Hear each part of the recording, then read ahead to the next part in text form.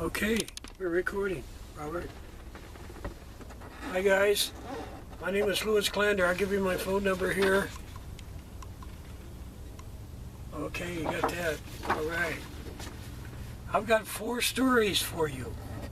The first story I wrote about 4 years ago. It's called The Lottery Game. And it's a 2-hour movie. And it goes like this. The Browns. Ed Brown, his wife Hazel, 2 kids, school teachers. Just any state you want, just regular people. They also did the baseball team, the basketball team, and the Cub Scouts, and the Brownies. And what they did, they would take them out on camping trips. Okay, their favorite spot to go was about 25 miles out in the mountains, back to a river wash, and they had to cross over this. Usually it was dry, unless there was a big flood or something. So their campgrounds were right over there. And actually, I got a picture just to give you an idea of what it looked like.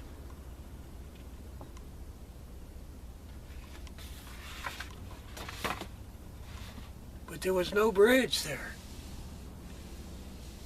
They needed a bridge because they'd get on the other side and and the water would overflow and it'd start to come down and they couldn't get back on the other side. So they put a bridge there. That's why I showed you that, yeah.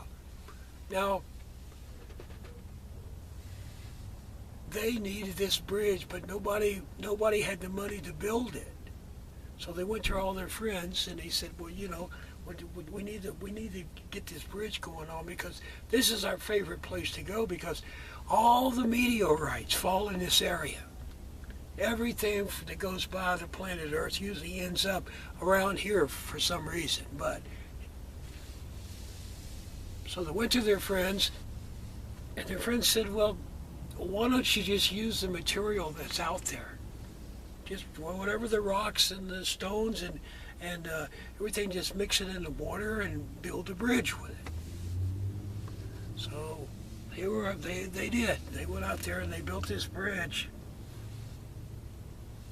And all the meteorites were in it. Everything was in it because it was all over the ground. And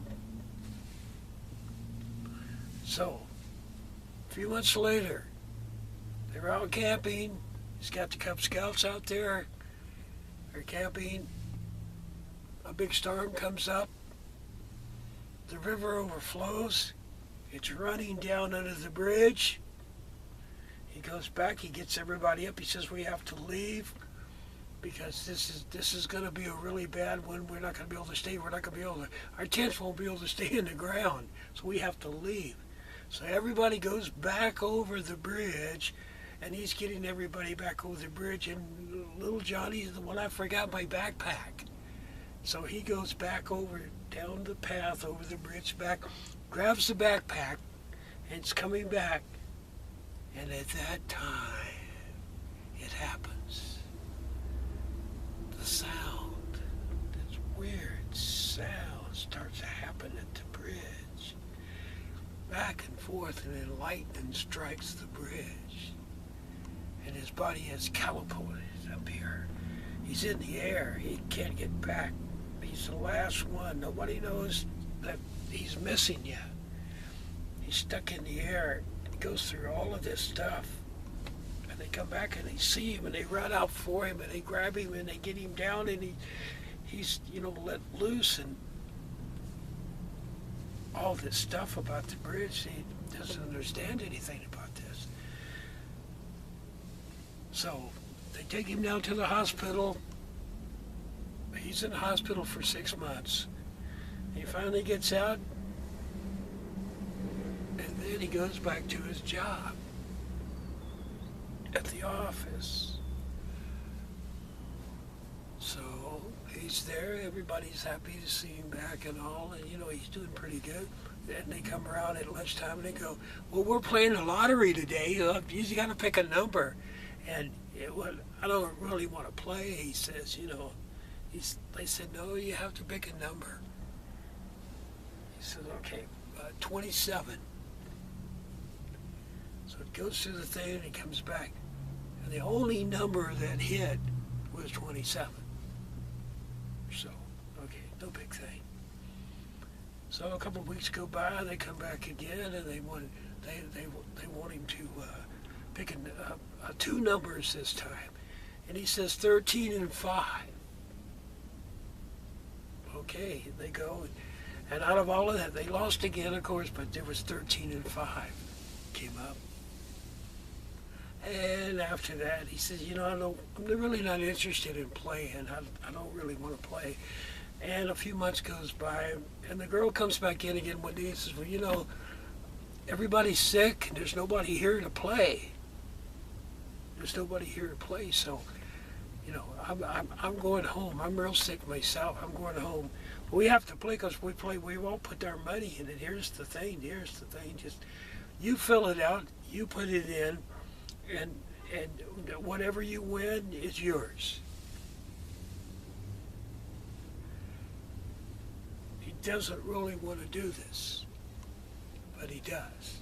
He fills out the numbers, turns it in. He won $250 million that afternoon.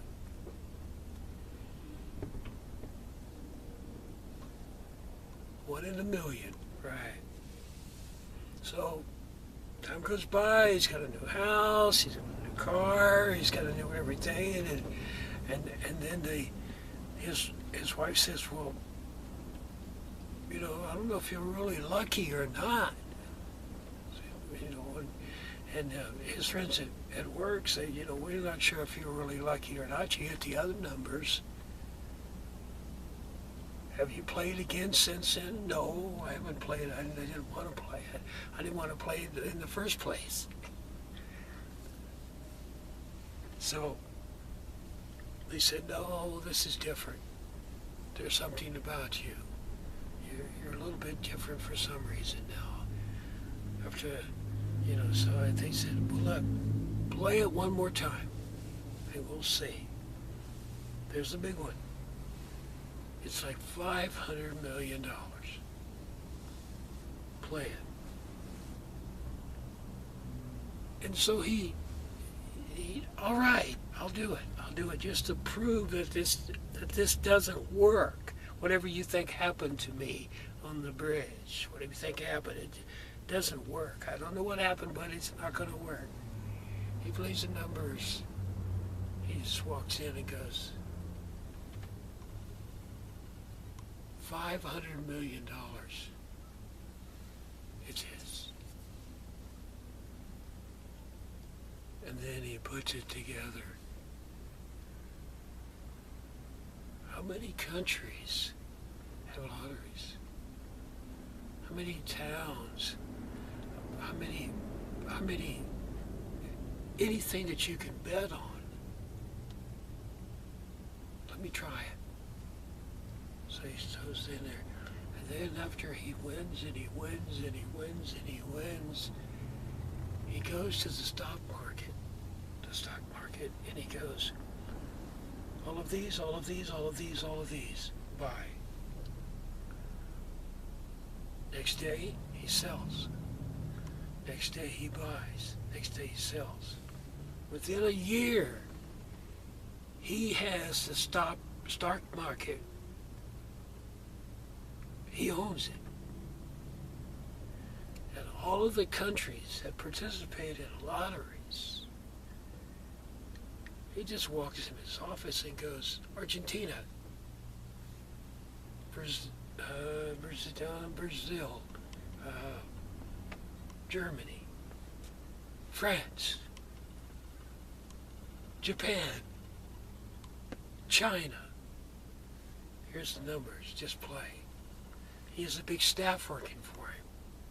And he wins every one of those. Every one. He wins every one. Now the economy is suffering really bad. There's no money. If you're a country and you need to make money, you got to do it somehow. You got to print money to make money, but then he takes it, and there's nothing left.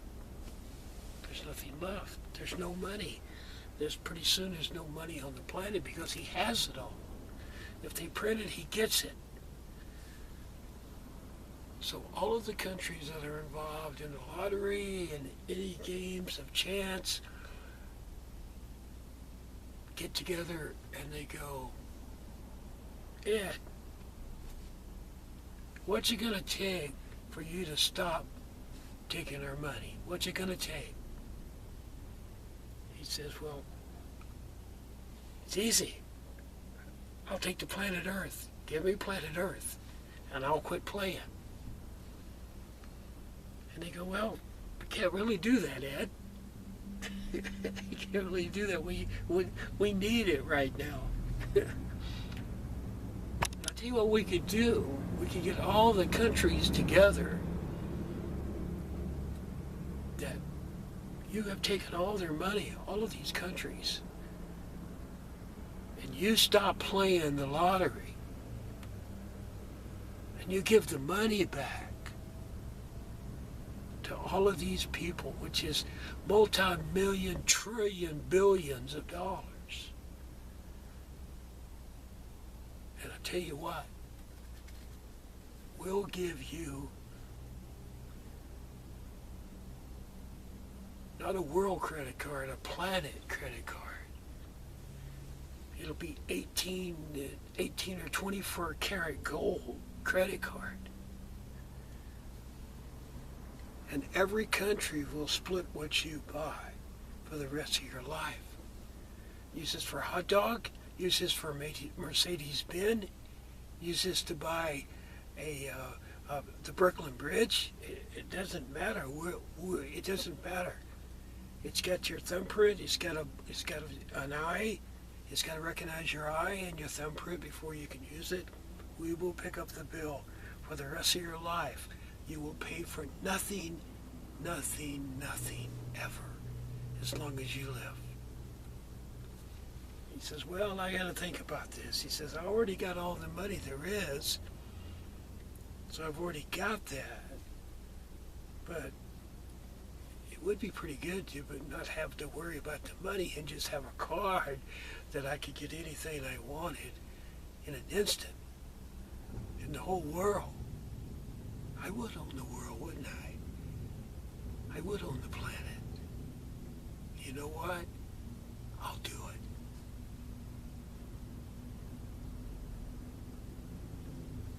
it. End of story.